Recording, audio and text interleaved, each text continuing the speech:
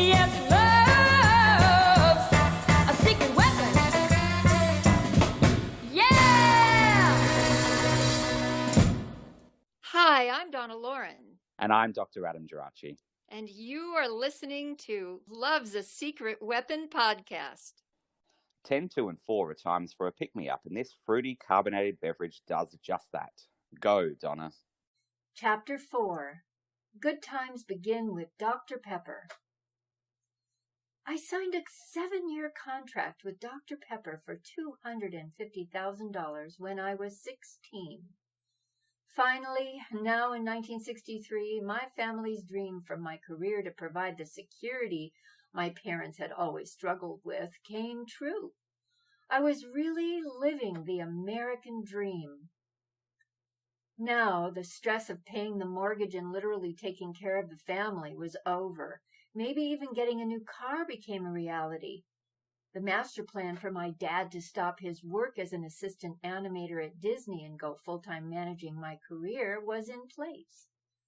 All the hard work and dedication of my parents' sacrifices for singing lessons and the amazing amount of time devoted to practicing daily, almost religiously, preparing for the miracle of success, one day actually materialized.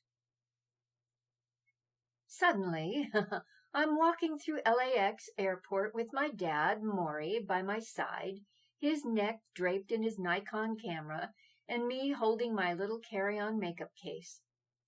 As we were checking in at the front desk of American Airlines, the flight attendant announced we were flying first class to Chicago. First class!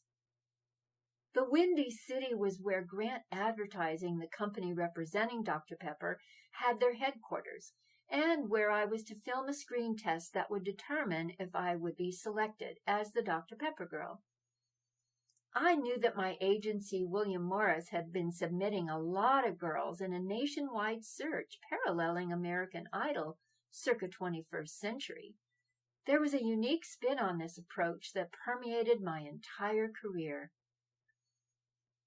My walk down a red carpet to the first-class cabin was surreal. How could a girl from Mar Vista be treated so special? Something inside me said that what my parents instilled in me, and that was the phrase, quote, "It's so close I can taste it," unquote, I felt an overwhelming confidence. I look over to my dad, who wasn't a man of many words. Instead, true to his form, capturing images of me, he raises his Nikon camera and clicks a photo. He then sinks into his own world, leaving me to feel alone in my experience. As the jet engines revved up and we ascended to 38,000 feet elevation. I never questioned the VIP treatment I was receiving. It seemed so natural in this moment, as though I had already been selected to be the Dr. Pepper girl. But in reality, it still was far from official. I didn't have a bit of doubt or expectation. Maybe my intuition was telling me something. When the plane landed at O'Hare Airport, we were greeted by Mr. Robert Dillon, an executive of Grant Advertising. He was a man of above-average height with slicked combed hair and glasses. His business attire reflected his success, well-tailored suit, crisp white dress shirt, and striped tie. He was all business and graciously led us to a limousine that would take us to the hotel where we were staying, the Water Tower Inn on North Lakeshore Drive. Mr. Dillon walked to the front desk with my father and I to check us in. "Please take good care of them," he remarked. "You may be looking at the next Dr. Pepper girl." He left us with a parting gesture. "See you tomorrow, bright and shiny." Maury and I were taken to the elevator. There was an odd perfume smell, like a room freshener that had a musty odor. I choked quietly at the strong smell as the elevator doors closed. When they opened, we realized we were on the penthouse level. The bellman inserted a key into the door of our room, which opened out onto a massive living room with a bar totally stocked with Dr. Pepper. "Where do you want your luggage?" he asked. "In the bedroom," Maury replied. We would share a bedroom in this amazing hotel suite, 2 double beds in a very luxurious space. I had a small bedroom at home all to myself. The only times I slept in the same room with Maury was in the camping days early on, when my mom and dad and 2 younger brothers all shared a tent. I didn't really question the bedroom arrangement then. I was just thrilled to be in a position of pleasing my parents' wish for me to be successful and therefore make their lives easier. That night, Maury and I had a dinner of prime rib, his favorite, in the hotel's restaurant. He made sure I had a portion appropriate for my size to have an amount of protein that would provide me with maximum energy and little or no fat.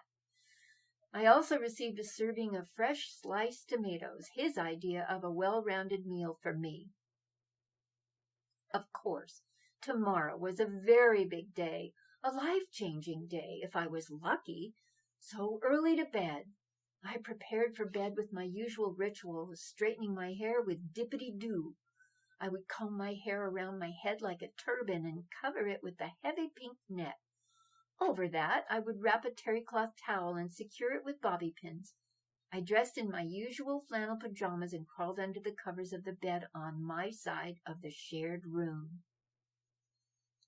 As we were getting into our beds, Maury reminded me of how important it was for me to pronounce every word distinctively and make sure I answered any questions with yes. He said, "If they ask you you can sing, say yes. If they ask you you can dance, say yes. If they ask you you can act, say yes." An absence of comfort welled up inside me. I reached for my inhaler, which was always close to me.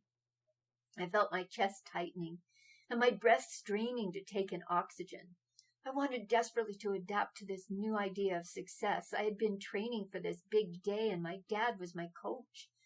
No hugs, no kisses goodnight, just a strange, ambitious cloud in the air, a nervousness that I might fail, a tension that, if I did, would my parents still love me? I didn't sleep that night, so by morning I was running on adrenaline. That morning was a blur until the time came to board the limo again and go to the studio. I had a feeling inside me that guided me and made me feel like I was in a cocoon.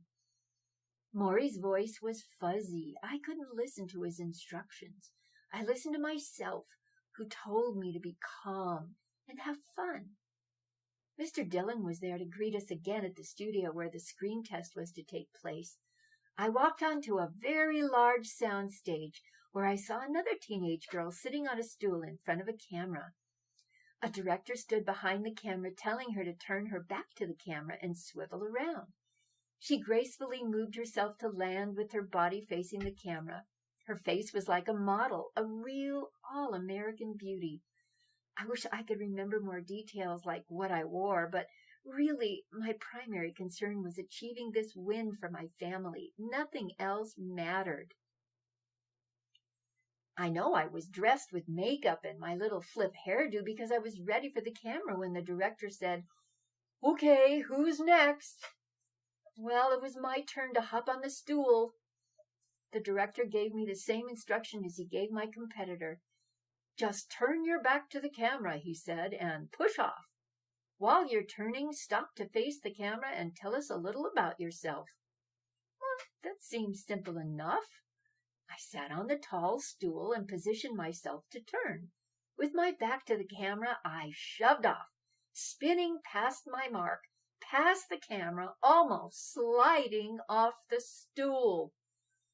I started to laugh and worked myself back to the place I belonged. I secured myself now in front of the camera and said, "Hi, I'm Donna Loren." The director asked me how old I was and what I liked to do.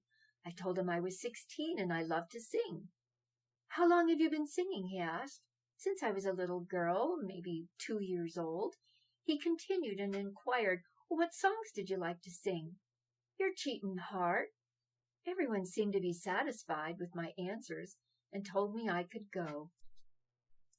Robert Dillon met my dad and me for dinner. More meat. and walked us across the street to the Drake Hotel where a girl named Vicky Carr was singing.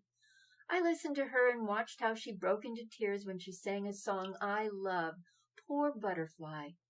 The evening concluded by Mr. Dillon telling my father and me that we would be informed by the William Morris Agency what the decision would be for the selection of the new Dr. Pepper girl. Quote, "Job well done," he told me, unquote. That night, lying 4 feet from my father, I slept soundly. I felt relieved that Mr. Dillon had appreciated my screen test, but the question was still who would be the new Dr. Pepper girl, and why was it that in the nationwide search I had not auditioned before being only one of 2 finalists? The next day came, and the limo drove us back to O'Hare Field in Chicago to once again board American Airlines first class. When we returned to Los Angeles, the tension I felt from my mother consumed me.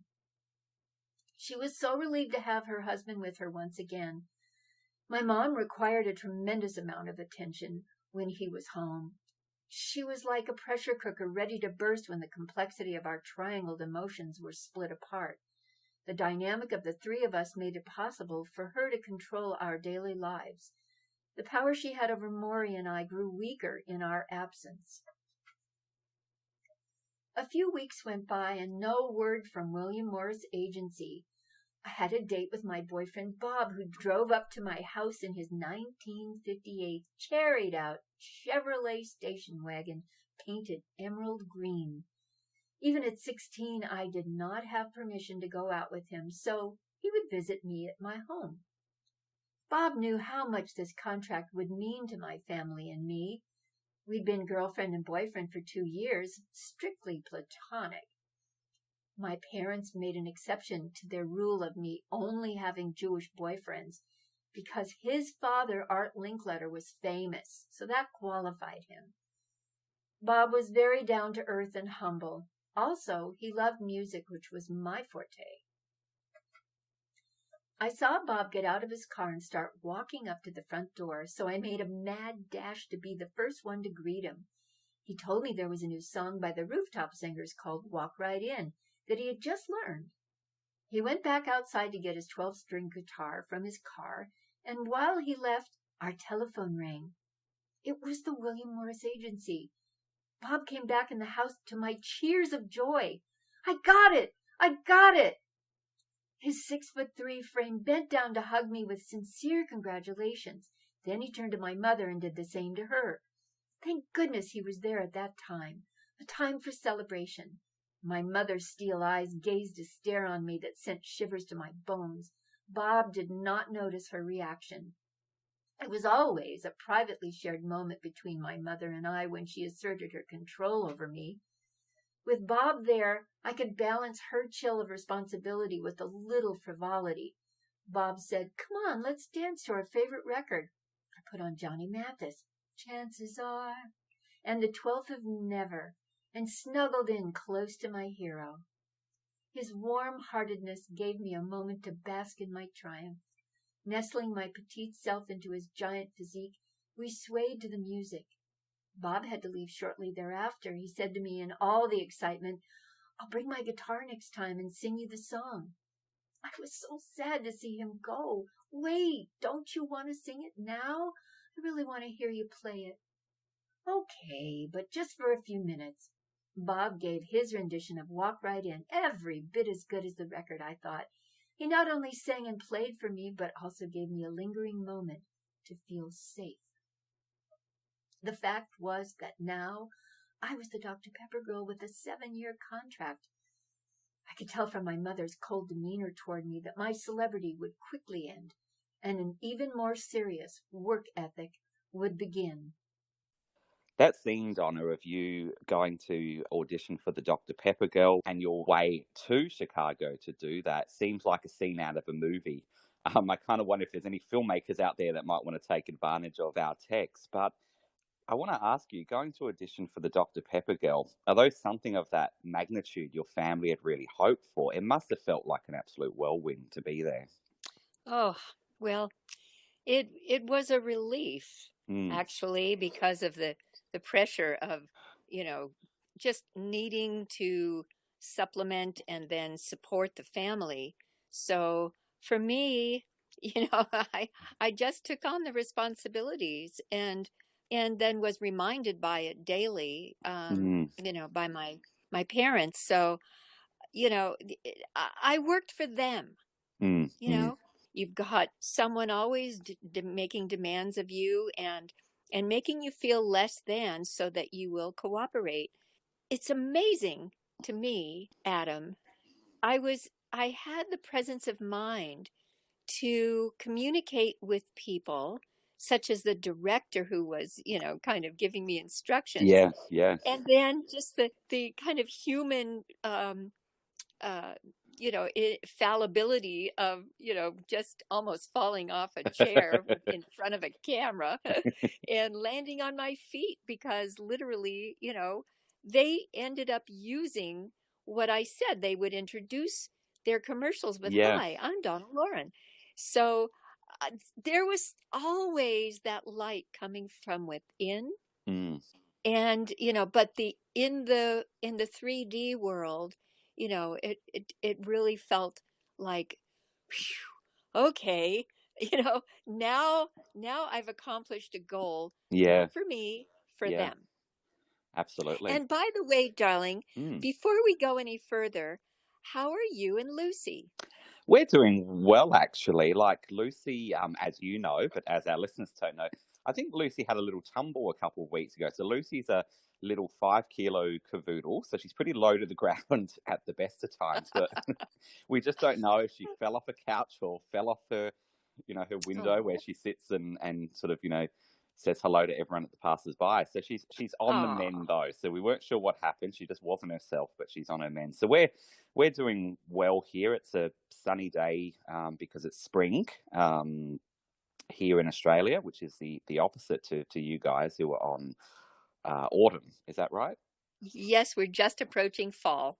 Yeah. So all the blossoms are starting, and so it's it's a good time right now. So Oh, no, beautiful. we're doing well, and as I kind of remember when we were talking about Dr. Pepper all those years ago and sort of starting this section of the manuscript, I kind of was taken back when you were reading to that we know it was work and this was a big audition, but going American Airlines first class must have felt pretty royal. I mean, that red carpet to the plane is pretty symbolic. You betcha. Mm. you know, it was actually startling because Yeah. what I learned in grammar school that every time I had the urge, when your teacher stands up, like it probably starting in second grade, Yeah. anyone who has a special talent, raise their hand. Mm. Mm. And then Brian Drury would have, he would say, "Well, I can play trumpet." And then he'd have to bring his trumpet to school and stand up in front of the class and play. Yeah. Yeah. And I would say, "Well, I can sing." And Mm. so I would be called on. Well, I discovered very early on that Mm. being different or even being special Yeah. was not really in my I think it's kind of like in your ego, Yeah. you Yeah. know, that I just wanted to be accepted by everyone. Yeah. And when you're different, you're separated from everyone. And then especially when your kids, usually you're like, "Oh, you, you just want to be like everybody, you Yeah. just want to Yeah. get along." That's kind of how I felt, being treated in a special way, was like, whoa. Mm. It's it was actually a new feeling for me that someone, put me in their kind of higher value system. Mm. And, that did make me feel elevated for sure. And that's interesting you say that because I know certainly with your parents, and when you talked about, getting the Dr. Pepper Girl gig, you sort of said that all the hard work and dedication of my parents' sacrifices. But what I'm always kind of struck by when we talk about so much of this, of what your sort of daily routine was in terms of, practicing music was it every afternoon with Maury when he got home from Oh, work? absolutely. Yeah, Yes. and for me, although like you're saying, it's a special talent, it's a gift, it's something to be celebrated. But for you, it was that hard work, it was that dedication, it was that sacrifice that you as much as as much as you were saying them, you sort of did. So it was associated with that as opposed to perhaps feeling it was something special and something to be nurtured and looked after. Well, I guess it was pretty much brainwashed into me Mm, that I was doing it for them, yeah. and so that's just the theme, Mm, when you're put in that position of obligation to someone, and then they happen to be your parents, or the people that are raising you. mm, um so it's less than a joyous situation, but basically you yeah. do your best Yeah. to fit in. And but yeah, I think that's why I made that comment, is that I was programmed Yeah. to believe that they were making the sacrifices, not me. That's I think really interesting or insightful, to kind of realize, because there's also, when you talk a lot about being around Maury, who hadn't come on as your full-time manager at this point, but was going to once Dr. Pepper announced that you would be the Dr. Pepper girl. But you often talk about when you're in the presence of your parents, whether it was Maury or sometimes your mother when she traveled with you, that you felt often an inner confidence. You've spoken about that before, that you knew you could do what you were required to do, but it often felt quite compromised by your parents being there. So rather than them being kind of a source of you feeling that support or that safety, in this case, even when Maury's sort of giving you the advice of how to do things and how to pronounce every word, that actually was compromising, your confidence in that moment. Would that be an accurate perception from me? Uh-huh. I'm glad I can laugh. Yeah, yeah. Yeah, that's who I am. Mm, mm, But y- wow, mm, the underlying kind of energy that was happening, I believe, mm, was this feeling that Maury was my mother's accomplice, mm, mm, that he had agreed to go along with her when she decided to withhold the truth from me, that he wasn't my mm, biological father. yeah. And this went on for decades. But living in that environment where your parents are lying to you, Mm, the people that are caring for you, supposedly, mm, come from this dark energy that you can't trust. yeah. So that's one element. And as I keep realizing, who I am in this whole scenario, Mm, is you know, how to kind of machete my way through the jungle of all of these tangled, emotions, because basically it was role reversal, yeah, you yeah. know, from a very early age when they kind of stuck it to me. But even then, it was just the looks I was getting and the feeling I was getting, is that I was going to take care of them. Mm, They weren't going to mm, take care of me. And that progressed, very, um, shall I say, aggressively, yeah. once the motor started rolling, especially when there was a great deal of money involved. Mm, mm, And their whole kind of ambition and focus was, about them. yeah, for sure. And I know we've spoken about this in a previous episode, particularly about, say, child performers, where often that responsibility is put on the child to provide for the family. It's not just about utilizing their gift or developing their skills, but it is for that purpose of having to provide for the family. And so what I found particularly striking is, there's this moment of celebration when the agency calls and says that you've got it. And there's that little moment of sort of jubilation and celebration with your boyfriend, Bob. But then, as you say, you kind of got this, I guess, glance from your mother, and then you knew that, now the real work was going to begin. Like, there wasn't even kind of that time to celebrate it too much, because now this was just going to amp it up even more. Well, if anyone, including yourself, has ever been looked at, by someone in a certain way that makes your heart sink. Yeah, yeah. Anyone that's ever, shown that kind of feeling through their eyes, you don't need words. You don't need any other action. It pierces through you. And especially, if you are an empathetic soul and have very, very deep feelings, as I said previously, and, the empathy can be sort of divided into, people that have the awareness of their five senses. And then people that come in with more than that. They feel energy around them. It's very, very different.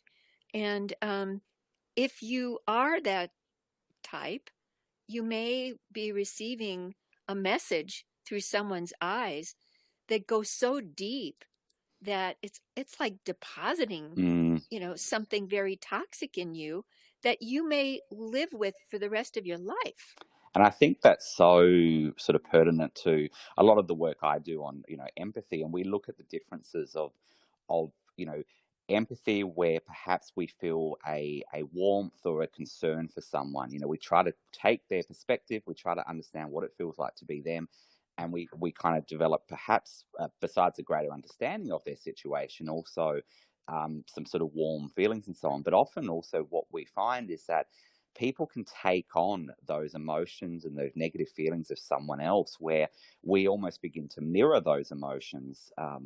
That if they're feeling this anxiety or this anger or this rage or whatever, besides feeling some sort of compassionate reaction to them, we can actually start to take a lot of that on, and that's not good for us. And as you said, I think sometimes when someone is empathic and people know that, they can take on a lot of that sort of gunk from other people.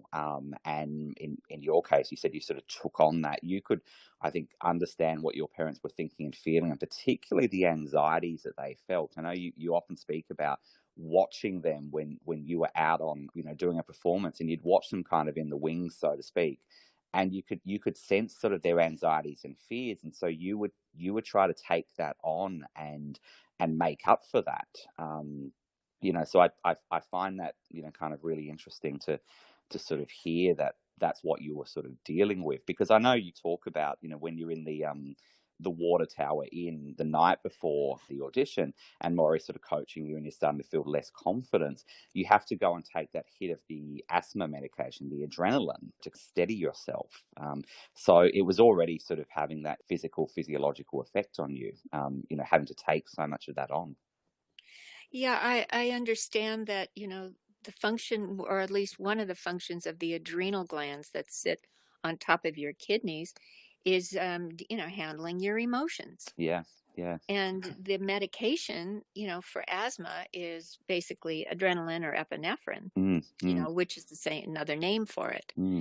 And so, when your emotions are attacked on a constant basis to keep you in line, basically, it's almost like, tasering a lion or a bear or something in a wild animal that's caged, and you have to temper them, so you give them a shock or something, and it's very cruel, and the one that's receiving it knows that it's no good, but you're so busy trying to survive Yeah, that yeah.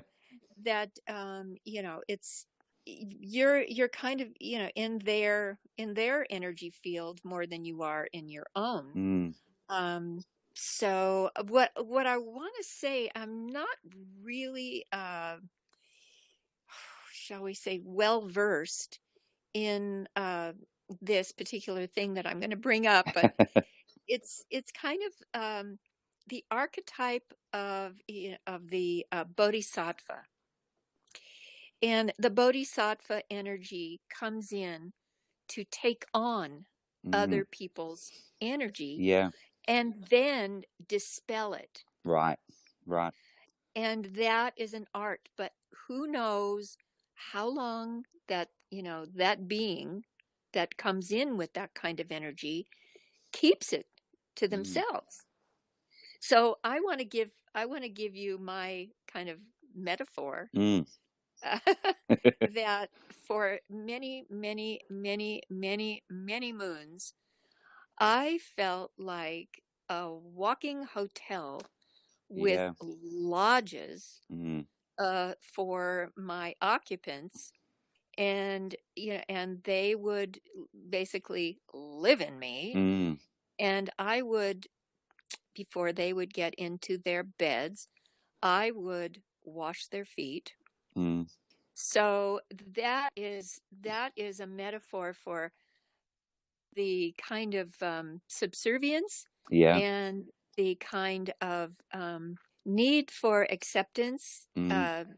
that is part of that feeling, when you're in a situation of just being in a position of severe obligation. Yeah. Yeah. And that's, I think that's such a useful way of looking at it. This idea of the hotel. I mean, everyone knows what that kind of brings to mind. And I think you've raised the, as we've called it, the O word, which is obligation, which was just so much a part of what you were doing at that time. But what I find again comes up is that ability that when you go and do that audition and you get on that stool and you spin around and you kind of almost miss the mark and kind of steady yourself, is that this authenticity could still come through, like in spite of all Yeah. those layers of all this stuff that people didn't even know about, what was No. going on, is that this authenticity could come through. And I think that's probably, besides the talent, that's probably what got you that job, because they saw someone authentic, and that's what they wanted for their spokesperson. I certainly hope so. I know that Dr. Pepper had their master plan, Mm. and probably, in those days of no internet, Mm. and the pace was a lot slower, Mm. that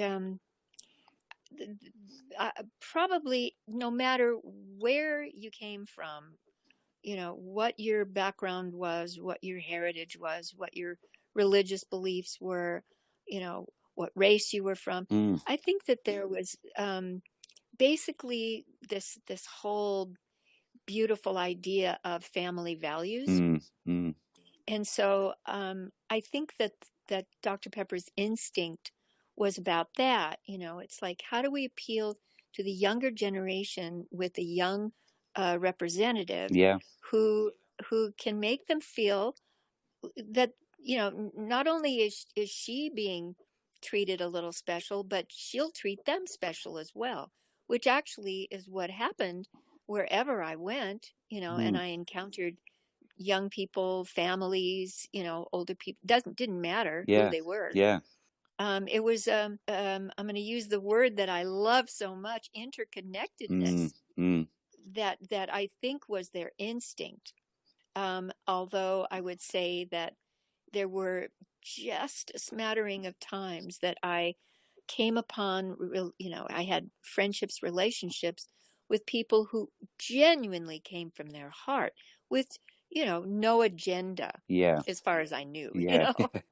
Yeah, and they were sometimes few and far between, but we see that in some of the stories you've already told, and some of the stories that you will tell. And it's kind of interesting, because I know with Dr. Pepper, we spoke in one of our previous episodes about where they took you out after you'd filmed the first calendar. You went and you were able to go and see Barbara Streisand perform, and we're going to talk about that more in an episode where we really break down the filming of the commercials and the calendar and things like that. But during this visit, when you were auditioning, you went and saw Vicky Carr. That must have been a pretty special moment, because I know you really enjoy her music. Yes. Well, we were almost the same age. I think she was a little bit older than me. Old enough to play a nightclub. Yeah. So she must have been 18 at least. I don't know. Maybe whatever. She was performing there. Yeah. And, she was very kind of reliable in knowing that she would sing very emotionally, almost like Connie Francis. You hear that sorrow in her voice. Yeah. And Vicky could even turn on the tears. Yeah. Yeah. So when she sang a song like Poor Butterfly, which I had learned when I was young, it created a bit of a bond. And later on, a few years later, we ended up being mates on the Milton Berle show. That's right. Yes, absolutely. And it's funny that our lives paralleled, because at the time, I won't get into it very much, but at the time I had a boyfriend, she had a boyfriend, and I totally just tuned in that both of these guys, I know mine turned out to be true. Yeah. Both of these guys were looking to exploit our ability to have a career, and they were, gonna kind of shift into the managerial position. So, it's kind of interesting. I don't know what exactly happened to her life, but yes, our paths crossed, and we were more or less on the same page. I remember you talking to me about this, and it's those moments of when you are doing the work and so on, these moments that you have where you can kind of have this connection. I mean, as you said, you got to know her later, but even having that connection to her on stage during everything that's kind of going on, that you're in Chicago to do this big audition, and you're staying in this beautiful hotel, the Water Tower Inn, which isn't there anymore, but I looked it up, and it was just this beautiful sort of early 1960s building. To get to stay there and to be in Chicago, must have had some special moments, albeit it was all part of the master plan of your parents. So, and of course, another person who had a kind of a master plan for you, which we'll learn about in a future episode, because he played a role in you becoming associated with the Beach Party films, was Robert Dillon, who worked for Grant Advertising. He kind of almost sounds like a bit of a Don Draper type. Is that an accurate? Yes. Yeah. Yes. Oh, Adam, you're right on. Yeah, he had that slick back hair. Yeah. And he wasn't quite as handsome as John Hamm. Well, I who is have to though? say. Who is really? Yeah, he's the quintessential 60s man. Yeah. But and I don't know, about his personal life. Obviously, we watching Mad Men and having all of his habits and his whatever relationship situations. Robert Dillon, all I knew was that he showed me a certain respect, and I think that was fairly pervasive, when he did write and co-produce. That's right. Yes.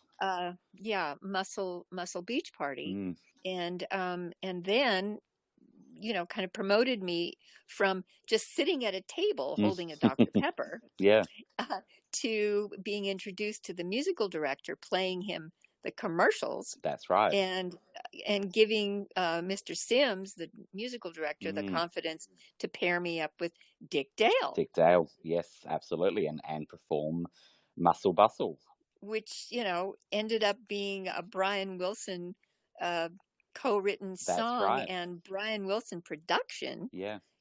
I can even hear him singing in the background. Isn't that fantastic? But, So, yeah, all of these interesting beginnings, Mm, for people that continued their career for, decades mm, after I decided to retire, mm. it was my experience, back then when just everybody was just kind of getting started. Yeah, and we've spoken before about people like Glenn Campbell, and as you said, we're talking about Brian Wilson here, and you were on the same bill as the Beach Boys sort of later on, and And so on. little Stevie Wonder was in the Muscle Beach Party. That's right. Yeah, absolutely. I think he was maybe 11 or 12 at the time, Yeah, yep. just right in the beginning. I think that was his first film. I think I might be wrong there, but and certainly you sort of at that time, it's interesting because I think obviously Mr. Dylan, I don't know, years ago we tried to find him, but then by then I think he'd already passed away. But he had his plan, but I think it was also when they saw what you could do. They probably had this plan of what they were thinking, but then when they realized what you were able to do, I think that's when the plan got bigger, and started encompassing the films and sort of other things. But in your reading of this chapter, I know you speak about, and this reminds me of it because we're speaking a little bit about the surf sort of music at that time, but your boyfriend Bob Linkletter, who was Art Linkletter's son, you dated him for a fair few years, and he was in a band, a surf band called the Cornells, who were I think an early '60s band that kind of released an LP and some singles. And a few years ago, there was a really nice compilation done by, I think it was Sunday's Music, sort of collected all their stuff together. But take me back to meeting Bob. You met Bob at the Deauville Club. Yes, right Yep. on PCH, Pacific Coast Highway in Yep. Santa Monica. It was a Describe big the Deauville. old, yeah, it was a big old ballroom right on the beach. Mm, mm, And when you walked on the wood floor to the stage, mm. which was, I don't know, a football field away, Yeah. you could feel, it's like being on a polo field. If you've ever been on a polo field, if you walk on that grass, you can feel the horses galloping, and you could feel the feet that were prancing and dancing on this wooden floor. And of course it was all nicked up and showed the evidence of it. Yeah. So now it was filled with young people, like myself. I was 14 when I met Bob, who was Mm, 16 at the mm, time. And he was a tall, strapping guy. He was very, very kind, very, very sweet, mm. and played guitar. Yep. And his best friend, Pete Lewis, who was Yes. Loretta Young's son, Yeah. was also in the band. So, we ought to play a little Cornell's. Deauville, because I remember when we looked at this a while back, for some random reason, I saw some painting of the Deauville Club because it looks like a castle, doesn't it? Or it did look like a Mm-hmm. castle. It's no longer there. Yeah, it's Um, very Gothic, kind of. yeah, and such a shame that it got. I think there was a fire in the mid '60s, and they decided to get rid of it all. But I found on eBay an old painting of it. I was very taken of it. So I've got sitting in my study a painting of this '60s, 1962 painting, I think it was, of the Deauville Club, sort of sitting there with a cute little car sitting outside of there. So that's just a bit of a random fact. That's neat for you. That's amazing. I You should. should I post that will. on I'll take Instagram. a photo of it. Oh, and I recall being on that stage and rocking out Mm. with Bob and the band, doing "Do That's a You great song. Love Me?" Not so much Bob, although I know we're going to speak about him in other episodes because he's obviously on the scene during this time. But as you said, in the band was Pete Lewis, who was Loretta Young's son. And as some of our listeners might know, Loretta Young actually had an older daughter, Judy, who there was quite a scandal in the 1930s where Loretta Young fell pregnant to Clark Gable, and obviously in those times that was not going to be something that could be known, and so this plan was hatched where essentially Loretta Young gave birth, and she'd said she was going away to I guess recuperate from being exhausted from her career and so on. So no one knew she was pregnant, except I guess her inner circle. She gave birth, and then Judy was, I think, put in the care of an orphanage or the care of nuns. And then later on in the press, there was this big thing about Loretta Young adopting a child. So for much of her early adult life, Judy Lewis thought she was the adopted daughter of Loretta Young, not the actual biological daughter. So, it's interesting. And I mean, I know you probably didn't know Judy because she was older than Pete and probably by then out of the house. But what I found interesting about Judy's story, because, similar to yours, there was for a long time, there was this secrecy around this. Although she always felt she didn't quite belong in her cases because she thought she was adopted and she wasn't the biological daughter. And then her brothers came along and they were the biological, children.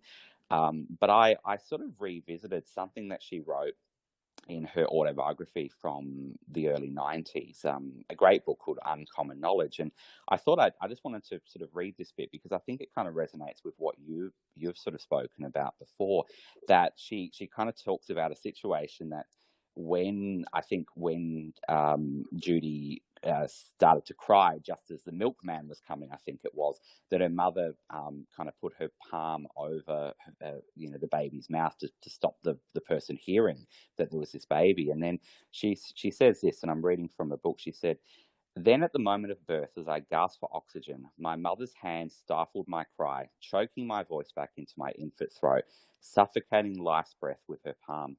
She meant to smother the reality of my existence because she feared discovery. From the moment of my birth, I inherited the memory of her shame and guilt." I think that really talks to a lot of the stuff that we have spoken about.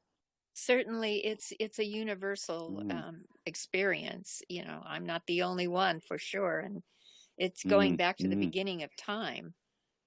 When it's like I was saying before, I really truly believe, when you embrace a life as a woman, when you embrace a life that's about to take on its own life, it's a completely different experience. But if you are in dark energy and you feel shame, shame exists. It does, you know. But it's about the individual attaching themselves to it.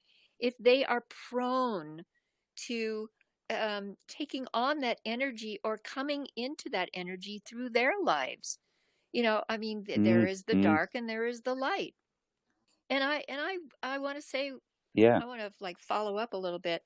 I brought up light worker before, and what I came to realize is that if you do have the awareness of coming in as a light worker, and with my own mother's dark feelings that she had, whether she came in with them or they came on, during this experience of hers, that as a light worker, that really, see, there's an effort. That's an affirmation. Lucy, thank you. Lucy, you're a light He worker. certainly is. Yes, it's coming from your heart. So, coming into a situation of basically dark energy, like this woman Judy did, and myself, and many, many, many, many, many others. If you come into dark energy as a light worker, you are giving your light to that person. I just wanted to say, And what do you think then happens when that person who comes from that such sort of dark place, when they come across someone with that energy?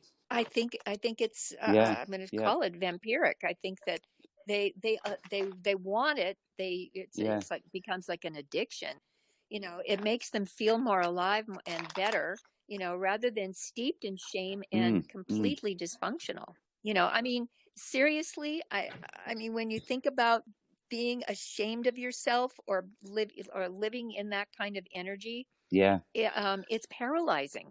and or it can become vindictive. That's that's kind of interesting you say that, because when and I think this will resonate with you, and this is just one other little passage from Judy's book, that she always felt, and I guess in her case, she felt because she was, so-called adopted, she didn't quite belong, and she felt she'd been abandoned by her birth mother, that she always felt she needed to do the right thing, and because she had that fear of losing their love. And I know you've spoken about that with your parents as well, that you felt if you didn't do what they wanted to at that dinner table where you had that first meeting and they said you're going to start a career at age 7, she said, and this is just from the book, that instead of developing the experience of my own feelings and emotions, I developed what my mother needed, adapting to her narcissistic needs instead of my own, mirroring her emotions and repressing mine.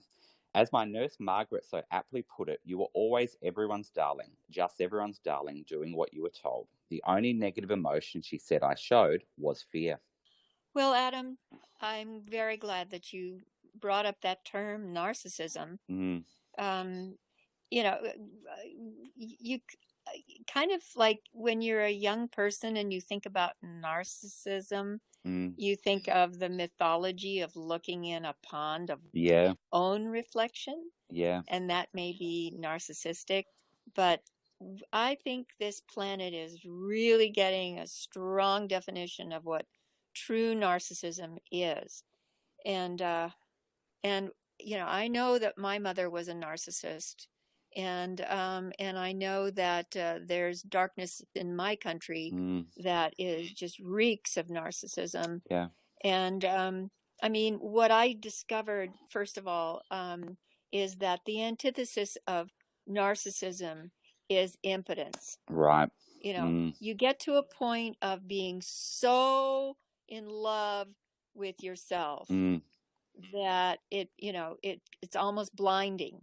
mm, And I had no idea Loretta Young was like that. She never really portrayed that kind of an image, but yeah, it makes sense. It makes sense that she no matter what time of period that she was born in, mm, that she would have that if she was trying to have a career as a woman in the film business, mm, because it was run by men. yeah, yeah, And the stories about Marilyn Monroe just make the hair stand up on the back of your neck. absolutely. Being treated so poorly and denigrated by the men that ran the studios. So to get through that, so many, like Barbara Stanwyck, she doesn't have an image of being a sexy woman. And yet, when you look back in her history, she was posing nude. Right, I did not know that.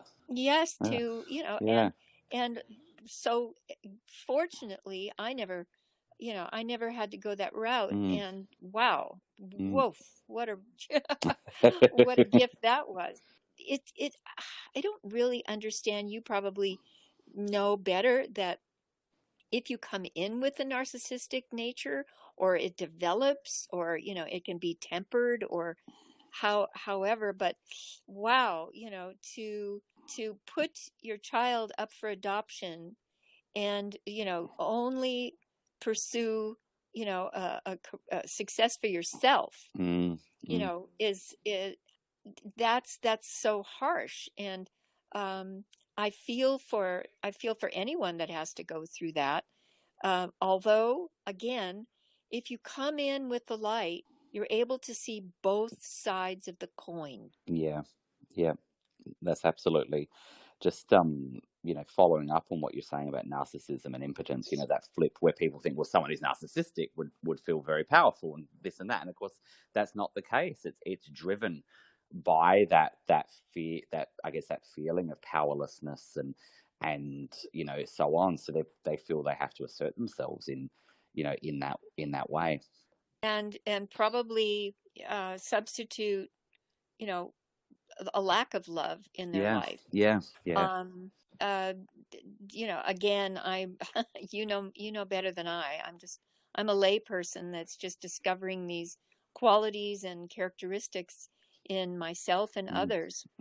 yeah, and I think when you talk about, that light, I kind of wonder if with everything that was going on around you, that's what was able to help you to sort of maintain some, I guess, sense of self, even though that was often so dependent on other people, and to sort of shine through. And, in the case of this, to be able to become, a spokesperson for a company on billboards and TV and radio, and be that face. And like you said, you weren't playing a character, you introduce yourself, and it's you communicating to that audience. Love and light go hand in hand. Absolutely.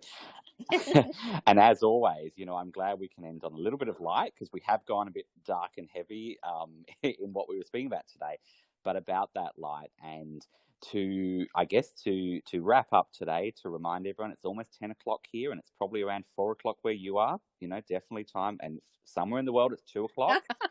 10, 2, and 4. It's definitely time for a Dr. Pepper somewhere. So to thank everyone for listening. Thank you to everyone who has subscribed to us on different platforms. We're on Apple, we're on Spotify, we're on Anchor, we're on a whole range of platforms. So please do subscribe. If you feel you'd like to, we'd love to have a review from you on one of those platforms. And until next time, maybe we can leave everyone with a little treat of a radio jingle from your Dr. Pepper commercials. Lots of love to you, darling, down under. Love to you. And Lucy agrees. She was about to bark at me. So I'm going to get a Dr. Pepper. She's going to get a chicken stick. And until next time.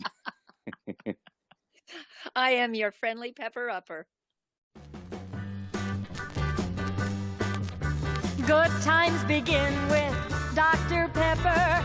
Different, Dr. Pepper. Not a cola, not a root beer. A light and lively taste that you'll cheer. Relax, refresh, enjoy it now. It's Dr. Pepper time. The Dr. Pepper difference. Yes, love.